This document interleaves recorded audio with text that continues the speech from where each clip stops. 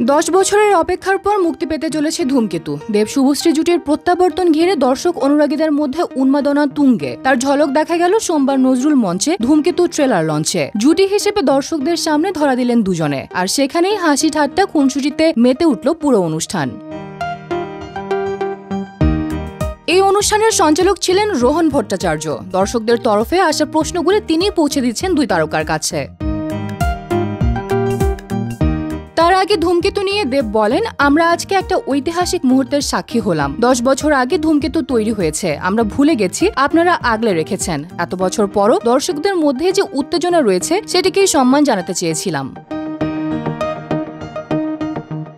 অভিনেতা যোগ করেন, আমাদের জীবন পাল্টেছে, ঝগড়া অশান্তি হয়েছে, দূরত্ব বেড়েছে। ধূমকেতু আমাদের কাছে একটা আবেগ। আমি যদি বুক চিরে দেখাতে পারতাম কতটা ভালোবাসি। কথাগুলো বলেই সকল দর্শক অনুরাগীদের ধন্যবাদ জানান এই তারকা। মঞ্চে তারকা জুটিকে একসঙ্গে দেখে উচ্ছ্বাসে ফেটে পড়ে উপস্থিত দর্শকরা। সঞ্চালক শুভশ্রীকে প্রশ্ন করেন, তিনি দেবকে কিছু বলতে চান কিনা। উত্তরে চ্যালেঞ্জ সিনেমার সেই ভাইরাল সংলাপ দিয়ে শুরু করেন অভিনেত্রী। বলেন, আমার সঙ্গে বন্ধুত্ব করবে? হেসে ওঠেন সকলে। পাল্টা দেব বলেন, কেন? এরপরই শুভশ্রীর মুখে শোনা যায়, এমনি। এরপরই একে অপরের দিকে বন্ধুত্বের হাত বাড়িয়ে দেন দুজনে। দর্শকদের উদ্দেশ্যে ধূমকেতু নিয়ে শুভশ্রী বলেন, সবকিছুর একটা নির্দিষ্ট সময় থাকে। 9 বছর পর ধূমকেতুর সেই সময় এসেছে।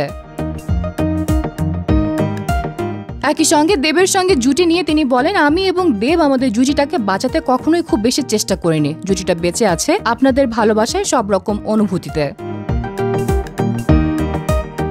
ইনস্টাগ্রামে একে অপরকে কবে ফলো করবেন, সঞ্চালকের এই প্রশ্নে হেসে ওঠেন দেব শুভশ্রী।